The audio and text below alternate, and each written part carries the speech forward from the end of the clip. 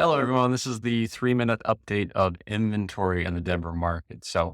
First, we're going to take a look at the raw count of inventory by segment. So, if you look at it by price segment, gives you a little bit of idea of what's out there right now. To get at these numbers, I drew a dot in the center of Denver, and I drew a 25-mile radius in the MLS, and this is the numbers that came back on November 11th. So, what it does show you is that most homes that are currently for sale in the market today are in that what we call premier range, which is priced around $500 to $750,000. So that's where most homes tend to sit in the Denver market. Usually makes up about 40 to 50%. For raw numbers, that's one way of looking at it.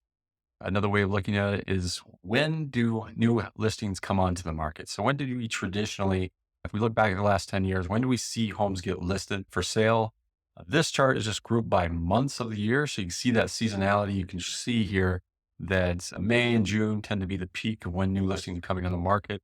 And as we get into the winter months, things tend to always slow down. So that shows you that seasonality of when new homes are coming on. Another way of looking at that is, how many days do they sit on the MLS? And when you break that down by month, you see that our busiest period of the year is going to be around April, May, June. That's when we're going to see listings sit for a very short period of time. So all that activity tends to be springtime. We're very seasonal in our Denver market. And that's what you can expect as far as when new inventory is going to come onto the market. One other way of looking at the data that tells a different story is just how the last few years of inventory have gone. If we go back to 2015 to 2018, you see that consistent behavior. As these lines show the month of inventory throughout the year, pretty consistent years. 2019 comes along, we actually start to build up a little bit more inventory. By the end of 2019, we go back to the old pattern. In 2020, you see the effect of COVID, where inventory just begins to drop precipitously.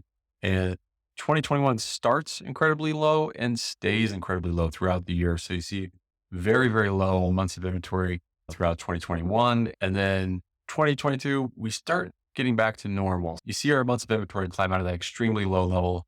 It gets us back to what's more consistent with that 2015 to 2018 period. So that's where we're sitting at today. Hopefully that helps put into perspective what's going on with inventory in the Denver market. Thanks.